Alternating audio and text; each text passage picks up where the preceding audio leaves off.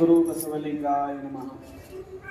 ಸದಾ ಸ್ಮರಣೀಯರಾದ ಬಸವಾದಿ ಶರಣರನ್ನು ಸ್ಮರಣೆ ಮಾಡಿಕೊಳ್ಳುತ್ತಾ ಬಸವ ಸ್ವರೂಪರಾದ ಪರಮ ಪೂಜ್ಯ ದೊಡ್ಡಪ್ಪಗಳವರ ಪಾದಾರವಿಂದಗಳಲ್ಲಿ ಭಕ್ತಿ ಪುರಸರವಾಗಿ ಪಣಮಟ್ಟು ಪರಮ ಪೂಜ್ಯ ಡಾಕ್ಟರ್ ಬಸವಲಿಂಗ ಮಹಾಸ್ವಾಮೀಜಿಯವರ ಪವಿತ್ರ ಶ್ರೀ ಚರಣಗಳಲ್ಲಿ ಭಕ್ತಿಯಿಂದ ನಮಿಸುತ್ತಾ ಇಲ್ಲಿ ನೆರೆದಿರುವ ಎಲ್ಲ ಪೂಜ್ಯ ತಾಯಂದಿರಲ್ಲಿ ಭಕ್ತಿಯಿಂದ ಶರಣಂ ಶರಣಾರ್ಥಿಗಳು.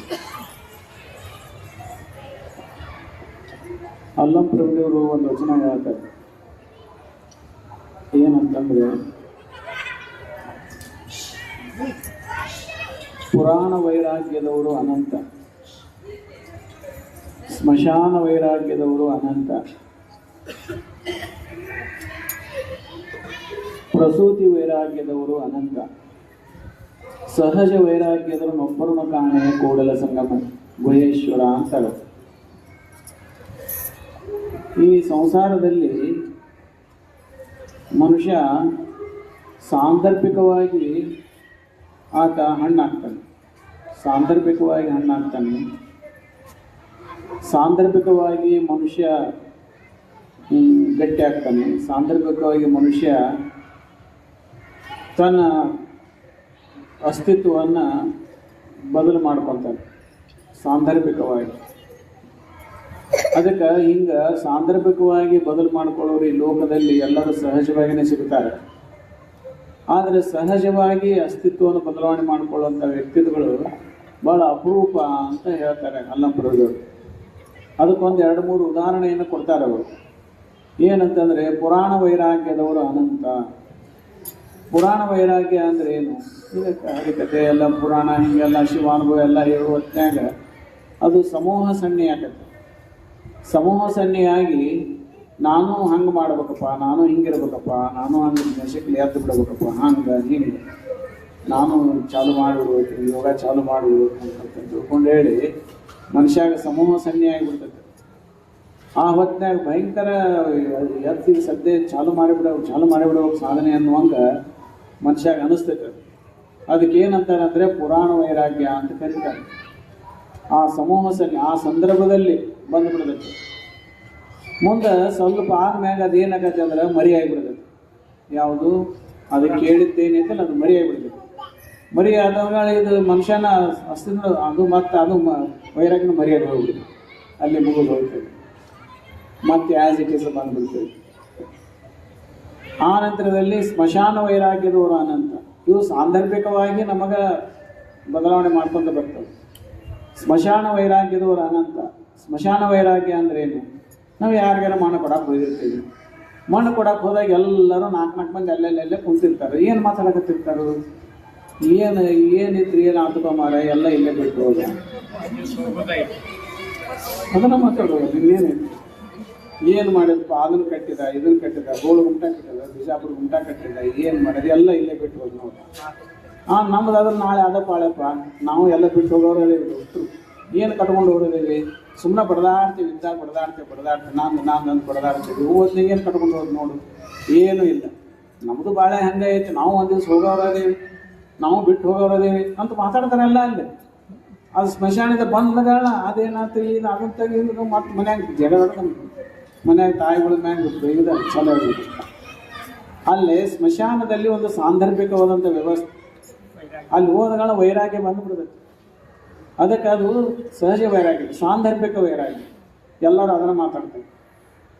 ಅದಕ್ಕಾಗಿ ಅದು ಸಾಂದರ್ಭಿಕವಾದಂಥ ವೈರಾಗ್ಯ. ಅಂಥವ್ರು ಭಾಳ ಮಂದಿ, ಎಲ್ಲರೂ ಸ್ಮಶಾನಕ್ಕೆ 1000 ಮಂದಿ ಇದ್ರೆ ಎಲ್ಲರೂ ವೈರಾಗ್ಯವಂತರ ಆಗಿಬಿಟ್ಟಿರ್ತಾರೆ. ವೈರಾಗ್ಯ ಬಂದುಬಿಡ್ತದೆ. ಆ ನಂತರ ಇನ್ನೊಂದು ಪ್ರಸೂತಿ ವೈರಾಗ್ಯದವರು ಅನಂತ ಅಂತ ಕರೀತಾರೆ. ಪ್ರಸೂತಿ ವೈರಾಗ್ಯ ಅಂದ್ರೆ ಏನು?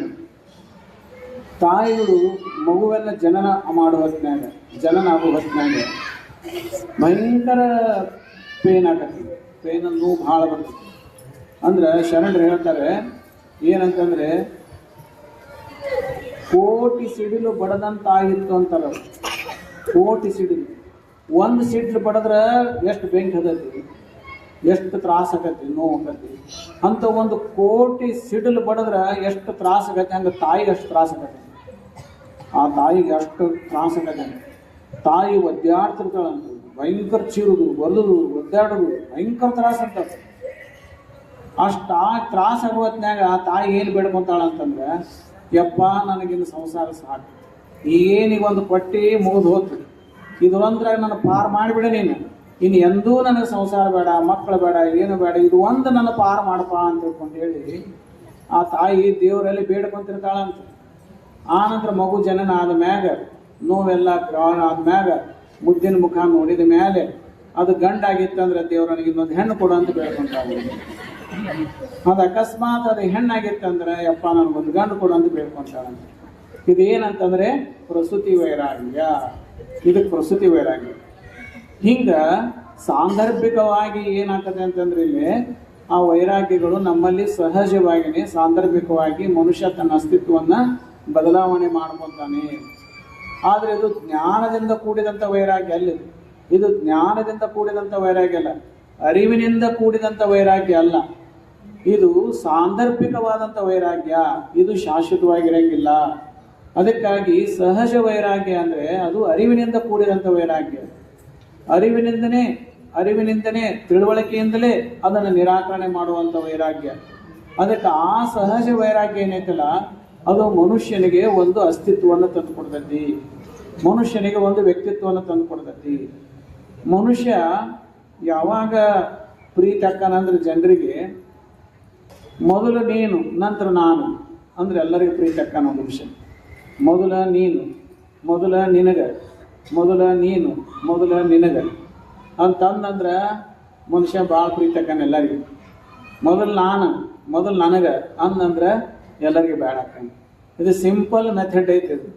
ಅದಕ್ಕೆ ಶರಣರು ಏನು ಹೇಳ್ತಾರೆ ಅಂತಂದ್ರೆ, ವೈರಾಗ್ಯ ಅಂದ್ರೆ ಏನಪ್ಪ? ವೈರಾಗ್ಯ ಅಂದ್ರೆ ಎಲ್ಲ ಮನೆ ಬಿಟ್ಟು ಹೋಗೋದಲ್ಲ.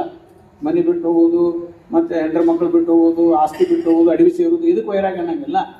ವೈರಾಗ್ಯ ಅಂತಂದ್ರೆ ಏನಪ್ಪ ಅಂದ್ರೆ ಹಪಹಪಿಯನ್ನು ಕಡಿಮೆ ಮಾಡ್ಕೊಳ್ಳೋದು. ಹಪಹಪಿಯನ್ನು ಏನು ಮಾಡೋದು ಅಂದ್ರೆ ಕಡಿಮೆ ಮಾಡ್ಕೊಳ್ಳೋದು. ವೈರಾಗ್ಯ ಅಂದ್ರೆ ಇಷ್ಟ ಸಿಂಪಲ್. ಏನಾರ ಬಂತಂದ್ರೆ ಮೊದಲು ನಿನಗನ್ನೋದು, ಮೊದಲು ಏನಾರ ಬಂತಂದ್ರೆ ನೀನು ಅನ್ನೋದು. ಮುಂದಕ್ಕೆ ಹೋಗೋದಿರ್ತೈತೆ, ನೀವು ಮುಂದಕ್ಕೆ ಹೋಗ್ರಿ ಅನ್ನೋದು. ನೀನಾರ ತಿನ್ನಾಗ ಮೊದಲು ನೀ ತಗೋ, ಆನಂತರ ಅನ್ಕೊಡೋದು. ಹಿಂಗೆ ಇಷ್ಟಕ್ಕೆ ವೈರಾಗ್ಯ ಅಂತಾರೆ, ಮತ್ತೇನಿಲ್ಲ. ಇದಿಷ್ಟು ನಾವು ಕಲ್ಕೊಂಡ್ವಿ ಅಂತಂದ್ರೆ ಅದು ನಾವು ಅವ್ರಿಗೊಬ್ರಿಗೆ ಕೊಟ್ವಿ ಅಂದ್ರೆ ನಮಗೆ ಇಲ್ದಂಗೇನು ಆಗಿರಂಗಿಲ್ಲ. ಅದನ್ನು ಮೊದಲು ಅವ್ರಿಗೆ ಕೊಡ್ತೇವೆ ಅಷ್ಟೇ, ಎರಡನೇಗೆ ನಾವು ತೊಗೊಂಡಿರ್ತೇವೆ. ಅದಕ್ಕೆ ಏನಾಗೈತೆ ಅಂದ್ರೆ ಮನಸ್ಸಿನ ಆವೇಗ ಹೆಂಗಿರ್ತೈತೆ ಅಂದ್ರೆ ಮೊದಲು ನನಗೆ ಬೇಕು, ಮೊದಲು ನನಗೆ ಬೇಕು, ಮೊದಲು ನಾನು. ಈ ಆವೇಗಕ್ಕೆ ಮನುಷ್ಯ ಒಳಗಡೆ ಆದಂತಂದ್ರೆ ತನ್ನ ಅಸ್ತಿತ್ವವನ್ನು ಕಳ್ಕೊಂಡ್ಬಿಡ್ತಾನ. ಅದಕ್ಕಾಗಿ ಇದಕ್ಕೆ ವೈರಾಗ್ಯ ಅಂದ್ರೆ ಇಷ್ಟ ತಿಳುವಳಿಕೆ.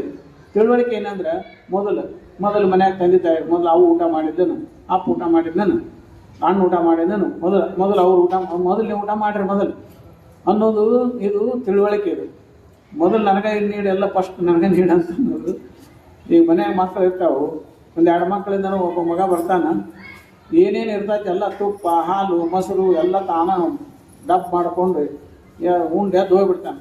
ಅಲ್ಲಪ್ಪ ಹಿಂದೆ ನೀನು ತಮ್ಮ ಅದಾನ, ತಂಗಿ ಅದಾಳೆ, ಏನು ಹಿಂಗೆ ಮಾಡಿದ್ರೆ ಎಲ್ಲ ನೀನು ಉಂಡು ಹೋದ್ರೆ ಹಿಂದೆ ತಮ್ಮ ತಂಗಿ ಏನು ಮಾಡಬೇಕು ಅಂತ ತಾಯಿ ಕೇಳಿ, ನನಗೆ ಗೊತ್ತಿಲ್ಲ ನೀ ಏನಾರು ಮಾಡ್ಕೊ ಹೋಗು ಅಂತಂದು ಹಿಂಗಂದು ಉಂಡು ಹೋಗಿಬಿಡ್ತಾನವ.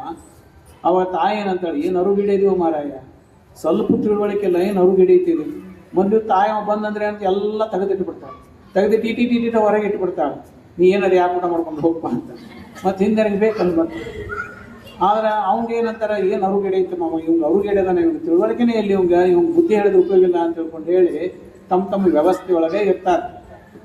ಮತ್ತು ಚಲೋ ಮಗ ಇದ್ದಂತಂದ್ರೆ ಏನು ಮಾಡ್ತಾರೆ, ಮಮ್ಮಿ ಅಪ್ಪ ಊಟ ಮಾಡಿದ್ದಾನ, ಅಣ್ಣ ಊಟ ಮಾಡಿದ, ತಂಗಿ ಊಟ ಮಾಡಿದ್ದಾನ, ಇನ್ನು ಯಾರು ಊಟ ಮಾಡಿಲ್ಪ, ಹಂಗಾರೆ ನನಗೆ ಇಟ್ಟಿಟ್ಟ ನೀಡಿ ಅವ್ರಿಗೆ ಇರಲಿ ಅಂತಂದ್ರೆ ಏನಂತಾಳೆ ತಾಯಿ, ಎಷ್ಟು ತಿಳುವಳಿಕೆ ಐತೆ ನೋಡು, ಎಷ್ಟು ಅವು ಐತೆ ನೋಡು ನನ್ನ ಮಗನಿಗೆ.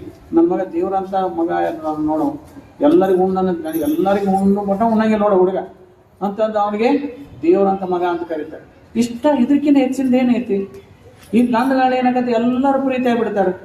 ಅವ ಬಂದಗಳು ಅಪ್ಪ ಊಟ ಮಾಡಿ ಅಂತ ಇವ ಕೇಳ್ಬೇಕು, ಅಪ್ಪ ಊಟ ಮಾಡಿ ಆ ಮಗ ಊಟ ಮಾಡಿ ಅವ್ರು ಕೇಳ್ತಾರೆ. ಅವರು ಹಿಂಗೆ ಪ್ರೀತಿ ಅನ್ನೋದು ಹೆಂಗಾಗತ್ತೆ ಅಂದ್ರೆ, ಮೊದಲು ನೀನು ಅಂದ್ರೆ ಮೊದಲ ನಿನಗೆ ಅಂದ್ರೆ ಮನೆಗೆಲ್ಲ ಪ್ರೀತಿ, ಆನಂದ, ಈಟ ತಿಳುವಳಿಕೆ, ಈಟದ ವೈರಾಗ್ಯ, ಮತ್ತೇನಿಲ್ಲದು.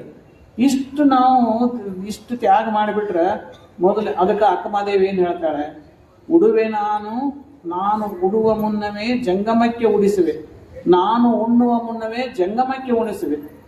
ಮೊದಲ ಜಂಗಮ ಅಂದ್ರೆ ಸಮಾಜ. ಮನ್ಯಾಗ ಏನೈತೆ ಸಮಾಜ ಅಂದ್ರೆ ಮನ್ಯಾಗ ಮಕ್ಕಳು ಇರ್ತಾವಲ್ಲ, ತಂದೆ ತಾಯಿ ಇರ್ತಾವ, ಅದು ಜಂಗಮನ ಅದು. ನಾವು ಉಣ್ಣೋಕ್ಕಿಂತ ಮುಂಚೆಕ್ಕೆ ಅಪ್ಪ ಉಣ್ಣ ಇಲ್ಲ, ಅವು ಉಣ್ಲ ಇಲ್ಲ, ತಮ್ಮ ಉಣ್ಣ ಇಲ್ಲ, ತಂಗಿ ಉಣ್ಲಿಲ್ಲ, ಅವು ಉಣ್ಲಿಲ್ಲ.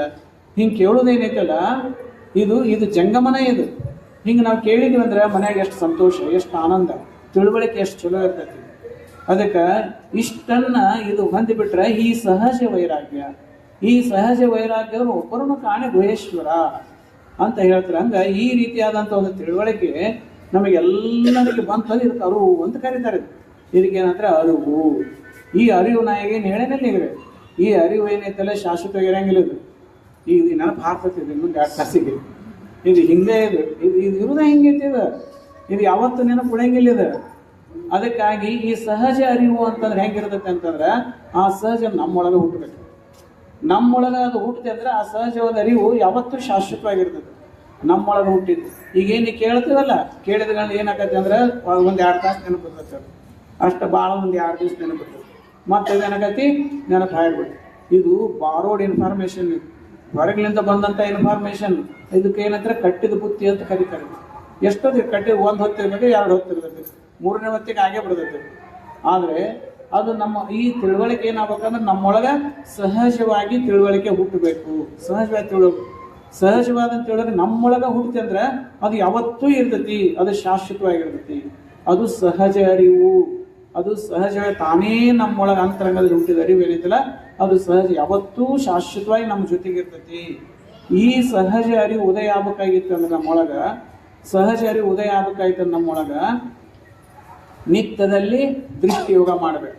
ನಿತ್ಯದಲ್ಲೇ ದೃಷ್ಟಿಯೋಗ. ದಿನಕ್ಕೂ ಒಂದು ಸಣ್ಣ ಹುಡುಗರು 5 ನಿಮಿಷ, ದೊಡ್ಡವರು 15 ನಿಮಿಷ, ನಿತ್ಯದಲ್ಲಿ ಒಂದು 15 ನಿಮಿಷ ನಾವು ಶಿವಯೋಗ ಮಾಡಬೇಕು, ದೃಷ್ಟಿಯೋಗ ಮಾಡಬೇಕು.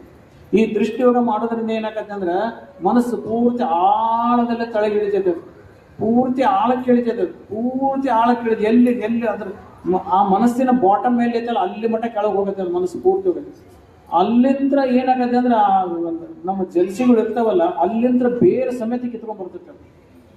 ಬೇರೆ ಸಮೇತ ಕಿತ್ಕೊಂಡು ಅಲ್ಲಿ ಸಹಜವಾದಂಥ ಸಹಜವಾದಂಥ ತಿಳುವಳಿಕೆ ಅಲ್ಲಿ ಅಂತ ಬರ್ತೈತಿ. ಆ ತಿಳುವಳಿಕೆ ಏನೈತಲ್ಲ ಅದು ಶಾಶ್ವತವಾಗಿರ್ತೈತಿ. ಯಾವಾಗಲೂ ಮನಸ್ಸು ಡೀಪಾಗಿ ಹೋಗತಿ. ಮೆಡಿಟೇಷನ್ದೊಳಗೆ ಶಿವಯೋಗ ಮಾಡೋದು, ದೃಷ್ಟಿಯೋಗ ಮಾಡೋದು 15 ನಿಮಿಷ ಮಾಡ್ಕೊಂತ ಹೋದ್ರೆ ನಮಗೆ ಸಾಕು. ಅದಕ್ಕಾಗಿ ಅದ್ರ ಜೊತೆಗೆ ಏನು ಮಾಡಬೇಕಮ್ಮ ಅಂದ್ರೆ ಅದು ಒಂದು ಸ್ವಲ್ಪ ಮ್ಯಾಲಿಂದ ಇದು ಧೂಳ ಸರಿಸ್ದಂಗೆ ಅದರ ದಿನ ಒಂದು 5 ವಚನ ಓದಬೇಕು. ದಿನ ಒಂದು 5 ವಚನ ಓದೋದು, ದಿನ ಒಂದು 15 ನಿಮಿಷ ಲಿಂಗ ಪೂಜೆ ಮಾಡ್ಕೊಡೋದು. ಆ ನಂತರದಲ್ಲಿ ಹಿಂಗೆ ಶಿವಾನುಭವ ಮಾಡೋದು, ವಾರಕ್ಕೆ ಒಂದ್ಸಲನೋ ತಿಂಗಳಿಗೆ ಒಂದ್ಸಲನೋ ಹಿಂಗೆ ಬಂದಿಟ್ಟು ಶಿವಾನುಭವ ಮಾಡೋದು. ಇದ್ರ ಮೂಲಕ ಏನಾಗತ್ತೆ ಅಂದ್ರೆ ಮನಸ್ಸಿನ ಮೇಲೆ ಬಿದ್ದಂಥ ಒಂದು ಪರದೆ ಐತಲ್ಲ, ಕಸ ಇರ್ತಲ್ಲ, ಅದೇನಾಕತಿ ಸರಸ್ಕೋ ಅಂತ ಹೋಗತ್ತೆ. ಅದು ಹೊಲಸು ಕನ್ನಡಿ ಮ್ಯಾಗಿನ ಹೊಲಸು ಒರೆಸಿದ್ರೆ ಹೆಂಗೆ ಕನ್ನಡಿ ಸ್ವಚ್ಛ ಕಾಣತೈತಿ, ಹಂಗೆ ಮನಸ್ಸಿನ ಮ್ಯಾಗ ಕೆಲವೊಂದಿಷ್ಟು ಧೂಳ ಬಂದು ಕುಂತಿರ್ತೈತಿ. ಅದು ಒರೆಸ್ತೆ ಅಂದ್ರೆ ಅಲ್ಲಿ ಅರಿವು ನಮಗೆ ತಿಳುವಳಿಕೆ ಬರ್ತೈತಿ. ಅದಕ್ಕೆ ಹಿಂಗೆ ದಿನಕ್ಕೆ ಒಂದು 15 ನಿಮಿಷ ನಾವು ಶಿವಯೋಗವನ್ನು ಮಾಡಬೇಕು. ಅದ್ರ ಜೊತೆಗೆ ನಮಗೇನಂತಂದ್ರೆ ಅರಿವು ಮನುಷ್ಯನನ್ನು ಅವನನ್ನು ದೇವರನ್ನಾಗಿ ಮಾಡ್ತೈತೆ. ಅರಿವು ಮನುಷ್ಯನ ದೇವರನ್ನಾಗಿ ಮಾಡಬೇಕು. ದೇವರಂತ ಮನುಷ್ಯ ಅದನ್ನು ನೋಡಂತಾರೆ ಅವರು ಅರಿವುಳ್ಳವರಿಗೆ. ಅದಕ್ಕಾಗಿ ನಾವು ಆ ಸಂಪತ್ತನ್ನು ನಾವು ಕಾಪಾಡ್ಕೋಬೇಕು. ಅದಕ್ಕೆ ಇದು ಏನು ಮಾಡೋದೈತಲ್ಲ ಅಂದರೆ ಮನುಷ್ಯನೇ ದೇವರನ್ನೇ ಮಾಡಿ, ಮನುಷ್ಯನೇ ದೇವರಾಗ್ತಾನಲ್ಲ, ಇದು ನಿಜವಾದ ನಮ್ಮ ಸಂಪತ್ತು. ಇದು ನಮ್ಮನ್ನು ವಿಕಾಸ ಮಾಡುವಂಥ ಸಂಪತ್ತು. ಇದು ಒಂದೇ ನಮ್ಮ ಸಂಪತ್ತು, ಇದು ಒಂದೇ ನಮ್ಮ ಜೊತೆಗಿರೋದು. ಉಳಿದದ್ದೆಲ್ಲ ಏನೈತೆ ಅಲ್ಲೆಲ್ಲ ಮಾಡೋದು ಮಂದಿ ಸಲುವಾಗಿ. ಎಲ್ಲ ಏನು ಅಷ್ಟು ಮಂದಿ ಸಲುವಾಗಿ. ಈ ರೊಕ್ಕ ಗಳಿಸ್ತೇವೆ, ಯಾರ ಸಲುವಾಗಿ ಗಳಿಸ್ತೇವೆ ಹೇಳ್ರಿ? ನಮ್ಮ ಸಲುವಾಗಿ, ಮಕ್ಕಳ ಸಲುವಾಗಿ ಗಳಿಸ್ತೀವಿ. ಮತ್ತು ಮನೆ ಕಟ್ಟಿಸ್ತೀವಿ ಯಾರ ಸಲುವಾಗಿ? ದೊಡ್ಡ ಮನೆ ಕಟ್ಟಿಸ್ತೇವೆ ಯಾರ ಸಲುವಾಗಿ ಹೇಳ್ರಿ? ಮಂದಿ ಸಲುವಾಗಿ. ನಮ್ಮ ಸಲುವಾಗಿ ಎಲ್ಲ ಇರೋದು 4 ಮಂದಿ ಇರ್ತೇವೆ, ನಮಗೆ 2 ಕೋಲಿ ಆದ್ರೆ ಸಾಕು. ಯಾರು ಮತ್ತು ಮಕ್ಕಳಿಗೆ ಕಣ್ಣೆ ಕೊಡಕ್ಕೆ ಬರೋರ್ತಾರ, ಅವರು ಬೇಗ ನೋಡ್ಲಿ ಅಂತ ದೊಡ್ಡ ಮನೆ ಕಟ್ಟಿಸ್ತೀವಿ. ಮಕ್ಕಳೆಲ್ಲ ನಾವು ಓದೇನು ದೊಡ್ಡ ಮನೆ ಕಟ್ಟಿಸೋದು ಯಾರ ಸಲುವಾಗಿ? ಮಂದಿ ಸಲುವಾಗಿ. ಈಗೆಲ್ಲ ಚಲೋ ಬಟ್ಟೆ ಉಟ್ಕೊಂಡ್ಬರ್ತಾರಪ್ಪ, ಬಂಗಾರ ಸಾಮಾನು ಚಕ್ ಹಾಕೊಂಡ್ಬರ್ತಾರೆ ಯಾರ ಸಲುವಾಗಿ? ಮಂದಿ ನೋಡ್ಲಿ ಅಂತ ಚಲೋ ಬಟ್ಟೆ ಹಾಕೊಂಡ್ಬರೋದು, ಮಂದಿ ನೋಡ್ಲಿ ಅಂತ ಬಂಗಾರ ಸಾಮಾನು ಹಾಕೊಂಡ್ಬರೋದು ಎಲ್ಲ ಮಂದಿ ಸಲುವಾಗಿ ಐತೆ. ಅಷ್ಟು ದೊಡ್ಡ ಸೋಫಾ ತಂದಿಟ್ಟಿರ್ತಾರೆ ಯಾರ ಸಲುವಾಗಿ? ಅದನ್ನ ಮಂದಿ ಸಲುವಾಗಿ. ಚಲೋ ಶೋಕೇಸ್ನಾಗ ಎಲ್ಲ ಕಪ್ಪು ಬಸ್ ಇಟ್ಟರು, ಚಂದಾಗಿ ಡಜನ್ ಕಪ್ಪು ಬಸ್ ಇಟ್ಟಿರ್ತಾರೆ. 1 ದಿವಸ ಕಪ್ಪು ಬಸ್ ಕುಡಿದ್ರಂಗಿಲ್ಲ ಅವ್ರು. ಯಾರು ಕುಡಿದ್ರಂಗಿಲ್ಲ. ಅದನ್ನ ಯಾರು ಸಲುವಾಗಿ ಇಟ್ಟಿರ್ತಾರೆ? ಎಲ್ಲ ಮಂದಿ ಸಲುವಾಗಿ ಇಟ್ಟಿರ್ತಾರೆ ಅಷ್ಟು. ಇದೆಲ್ಲ ಬಾಳೆ ಎಲ್ಲ ಮಂದಿ ಸಲುವಾಗಿ ಐತಿ. ಅದು ಅಷ್ಟು ನಮ್ಮ ಸಲುವಾಗಿ ಅನ್ನೋದು ಏನೈತಿ? ನಮ್ಮ ವಿಕಾಸದೊಳಗೆ ಏನೈತಿ? ನಮ್ಮ ವಿಕಾಸದೊಳಗೆ ಇರೋದು ಅದು ಒಂದೇ ಐತಿ. ಅದಕ್ಕೆ ಒಂದು 15 ನಿಮಿಷ ನಾವು ದೃಷ್ಟಿಯೋಗ ಮಾಡಬೇಕು. ಅವ ಮನುಷ್ಯ ಏನಾಗ್ತಾನೆ ಅಂತಂದ್ರೆ ಅವನೇ ದೇವರಾಗಿ ನಿಂತು ಬಿಡ್ತಾನೆ. ಅವನೇ ದೇವರಾಗಿ. ಅದಕ್ಕಿಂತಲೂ ಹೆಚ್ಚಿನದಾದಂಥ ವಸ್ತು ಯಾವುದೈತೆ ಹೇಳ್ರಿ? ಅದಕ್ಕೆ ಅವನಿಂದನೇ ಜಗತ್ತು ಕಲ್ಯಾಣ ಆಕೊಂತ ಹೋಗತಿ. ಅದಕ್ಕಾಗಿ ಇದು ಇರಬೇಕು, ಇದು ಮಾಡಬೇಕು, ಕಾಯಕ ಮಾಡಬೇಕು, ದುಡ್ಡು ಗಳಿಸ್ಬೇಕು, ಮಕ್ಕಳ ಮದುವೆ ಮಾಡಬೇಕು, ಮನೆ ಕಟ್ಟಿಸ್ಬೇಕು, ಹೊಲ ಇರಬೇಕು, ಕಾರ್ ಗಾಡಿ, ಇದು ಇರೋದನ್ನೇ ಇದು ಇರಬೇಕಿದೆ. ಆದ್ರೆ ಇದಕ್ಕೆ ನಾವೇನು ಮಾಡೋಣ ಅಂದ್ರೆ ಇದ ನಂದು ಫೈನಲ್ ಅಂತ ತಿಳ್ಕೊಬಾರ್ದು, ಇದ ಅಂತಿಮ ಅಂತ ತಿಳ್ಕೊಬಾರ್ದು. ಇದು ಅಂತಿಮ ಅಂದ್ರೆ ಯಾವುದಂದ್ರೆ ನನ್ನ ವ್ಯಕ್ತಿತ್ವ ವಿಕಸನ. ನನ್ನ ವ್ಯಕ್ತಿತ್ವ ವಿಕಸನವೇ ಅಂತಿಮವಾದಂಥ ವಿಕಸನ. ಇದೆಲ್ಲ ಉಪಾಧಿಗಳು ಬೇಕಾಕತಿ. ಸಮಾಜಕ್ಕೆ ಇರ್ಬೇಕಂತಂದ್ರೆ ಇದೆಲ್ಲ ಬೇಕಾಕತಿ. ಇದನ್ನ ನಾವು ಉಪಾಧಿ ಅಂತ ಮಾಡಬೇಕು. ಆದ್ರೆ ನಮ್ಮ ಅಂತಿಮವಾದಂಥ ಗುರಿ ಏನಿರ್ಬೇಕಂದ್ರೆ ನನ್ನ ವ್ಯಕ್ತಿತ್ವದ ವಿಕಾಸ, ಅದು ಅರಿವಿನ ವಿಕಾಸ. ಅದಕ್ಕಾಗಿ ನನ್ನ ಸಲುವಾಗಿ ನಾನು ಏನು ಮಾಡ್ಕೊಂಡೆ? ನನ್ನ ಸಲುವಾಗಿ ಒಂದು 15 ನಿಮಿಷ ನನ್ನ ವ್ಯಕ್ತಿತ್ವ ವಿಕಾಸ ಸಲುವಾಗಿ ನಾನು ಕಳೆದ್ನೆ ಹೆಂಗೆ? ಇಲ್ಲ, ಕಳೆದ್ರೆ ಹಂಗೆ ಇಲ್ಲ. ನಾವು ಒಂದು 10 ನಿಮಿಷ ನಮ್ಮ ಸಲುವಾಗಿ ಕಳೆದ್ರೆ ಹಂಗಿಲ್ಲ. ಅದಕ್ಕಾಗಿ ಅಂದ ಚಂದಕ್ಕಾಗಿ ನಾವು ಕಳಿತೇವಲ್ಲ ಹೊರತಾಗಿ ಅಂದ ಚಂದ ಯಾರ ಸಲುವಾಗಿ? ಮಂದಿ ಸಲುವಾಗಿ. ಈಗೆಲ್ಲ ಒಂದೊಂದು ಎಷ್ಟು ಮಂದಿ ಸಲುವಾಗಿ ಐತಿ. ಅದಕ್ಕೆ ಅಂದ ಚಂದನು ಮಂದಿ ಸಲುವಾಗಿ, ಬಟ್ಟಿ ಬರೀ ಮಂದಿ ಸಲುವಾಗಿ. ಆ ಬಟ್ಟೆ ಹಾಕೊಂಡು ಚಲೋತ್ನ ಕೋಟು ಬೂಟು ಸೂಟ್ ಹಾಕೊಂಡು ಎಲ್ಲ ಇರ್ತಾರ. ಅದು ಹೊರಗೆ ಬರಬೇಕ. 5 ನಿಮಿಷ ಮನ್ಯಾಗ ಕುಂಡ್ರಕ್ಕಾಗಲ್ಲ, ಹೊರಗೆ ಬರಬೇಕ. ಹೊರಗೆ ಅಡ್ಡಾಡಿ ಬಂದ್ಮ್ಯಾಗ 5 ನಿಮಿಷ ಕುಂಡ್ರಾಗ ಎತ್ತು ಕೋಟ್ ತೆಗೆದು ಹೋಗೋದು, ಕಾಯಿ ತೆಗೆದು ಹೋಗೋದು, ಬೂಟ್ ತೆಗೆದು ಒಗದು ಬಿಡೋದನ್ನೆಲ್ಲ ಎದ್ದೊತ್ತ. ಹಂಗಾಗೈತೆ ಅಂದ್ರೆ ಮತ್ತೆ ಅದನ್ನ ಹಾಕೊಂಡು ಮಕ್ಕೋಬೇಕಾಗಿತ್ತು. ಮಲ್ಕೊಳಕ್ ಆಗಂಗಿಲ್ಲ. 5 ನಿಮಿಷ ಎಲ್ಲ ಬರೇ ಒಂದು ಬಿಳೆ ಅಂಗಿ ಬಿಳೆ ಸೊಣ್ಣದ ಮನೆಯಾಗ ಇರ್ತಾರಪ್ಪ. ಎಲ್ಲ ಮಂದಿ ಸಲುವಾಗಿ ಐತಿ ಅಷ್ಟು. ಅದಕ್ಕಾಗಿ ನಾವು ಅಂತಿಮವಾದಂಥ ನಮ್ಮ ವ್ಯಕ್ತಿತ್ವ ವಿಕಾಸ ಆಗೋದು ಎದರಿಂದ ಅಂತಂದ್ರೆ ಅರಿವು. ಅದು ನಮ್ಮನ್ನ ದೇವರನ್ನಾಗಿ ಮಾಡತೈತಿ. ನಮ್ಮ ಬಟ್ಟಿ, ನಮ್ಮ ದುಡ್ಡು, ನಮ್ಮ ಕೀರ್ತಿ ನಮ್ಮನ್ನ ದೇವರನ್ನಾಗಿ ಮಾಡಂಗಿಲ್ಲ. ನಮ್ಮ ಅರಿವು ನಮ್ಮನ್ನ ದೇವರನ್ನಾಗಿ ಮಾಡತೈತಿ. ಆ ಅರಿವು ವಿಕಾಸ ಆಗ್ಬೇಕಾಗಿತ್ತಂದ್ರೆ ದಿನಕ್ಕೊಂದು 15 ನಿಮಿಷ ಅದು ನಮ್ಮ ವಿಕಾಸ. ಅದಕ್ಕಾಗಿ ಒಂದು 15 ನಿಮಿಷ ಶಿವಯೋಗ ಮಾಡಬೇಕು, ಒಂದು 5 ವಚನ ಓದಬೇಕು. ಈ ಸತ್ಸಂಗ ಏನು ಶಿವಾನುಭವ ಎಲ್ಲೆಲ್ಲಿ ಅನುಕೂಲ ಐತೆ ಅಲ್ಲೆಲ್ಲಿ ಶಿವಾನುಭವ ಕೇಳಬೇಕು ಅಂತ ಹೇಳಿ ಇವತ್ತಿನ ದಿವಸ ತಾವೆಲ್ಲ ತಾಯಂದ್ರು ಭಾಳ ಚೆಂದಾಗಿ ಇವತ್ತು ಪ್ರಸಾದ ಮಾಡಿದ್ರಿ. ಎಷ್ಟು ಆನಂದ ಪ್ರಸಾದ. ಏನು ಇದಕ್ಕಿಂತಲೂ ಆನಂದ ಇನ್ನೇನೈತಿ? ಗದಿಗೆ ಕುಂತ್ರೆ ಬೆಳತನಕ ಕುಂತ್ರೆ ಹೋಗಕ್ಕೆ ಮುನ್ಸಂಗಿಲ್ಲ. ಅಷ್ಟು ವಿಜಯ ಮಹರ್ಷಿಗಳು ಎಂಥ ಮಹಾತಪಸ್ವಿಗಳಿದ್ದಾರೆ. ಅವ್ರ ಲಿಂಗದೊಳಗೆ ಯಾರಂತ ತಿಳ್ಕೊಬಾರ್ದ್ರಿ. ಅವ್ರ ಒಟ್ಟ ಲಿಂಗದೊಳಗೆ ಆಗಂಗಿಲ್ಲ. ಅವ್ರ ಲಿಂಗದೊಳಗೆ ನಾವೇನು ಬದುಕೇವೆ ಹೇಳ್ರಿ? ಯಾವತ್ತು ಇವಷ್ಟು ಸಂತೋಷ ಆಗ್ಯಾರ ವಿಜಯ ಮಹರ್ಷಿಗಳು, ಭಾರಿ ಸಂತೋಷ ಆಗ್ಯಾರ ಅವ್ರು ಇವತ್ತು. ಯಾಕಂದ್ರೆ ನನ್ನ ಭಕ್ತರೆಲ್ಲ ಬಂದಾರೆ ಇವತ್ತಂತ. ಅದಕ್ಕಾಗಿ ಅವ್ರ ಅಂತಃಕರಣ ಆಶೀರ್ವಾದ ನಿಮ್ಮ ಮೇಲೆ ಸದಾ ಕಾಲ ಇರಲಿ. ಮಕ್ಕಳಿಗೆಲ್ಲ ಲಿಂಗ ಕಟ್ಟಿಸಿ ಶಿವಯೋಗ ಮಾಡಿಸ್ರಿ. ಆನಂತರ ತಾವೆಲ್ಲ ಲಿಂಗ ಪೂಜೆ ಮಾಡ್ಕೊಡ್ರಿ, ಲಿಂಗ ಯೋಗ ಮಾಡ್ರಿ. ವಚನಗಳನ್ನ ದಿನ ವಚನ ಓದ್ರಿ. ಅಕ್ಕನ ತವನಿಧಿ ಕಾರ್ಯಕ್ರಮ ಮಾತ್ರ ನಿರಂತರವಾಗಿ ಮಾಡ್ರಿ. ಭಾಳ ಒಳ್ಳೆ ಕಾರ್ಯಕ್ರಮ ಅದು ಅಂತ ಹೇಳಿ ತಮಗೆಲ್ಲರಿಗೂ ವಿಜಯ ಮಹಾಂತೇಶನ ಕೃಪೆ ಸದಾ ಕಾಲ ಹಿಂಗೆ ಇರಲಿ ಅಂತ ಹಾರೈಸಿ ಈ ಮಾತು ಮುಗಿಸ್ತೀನಿ. ಶರಣು ಶರಣ.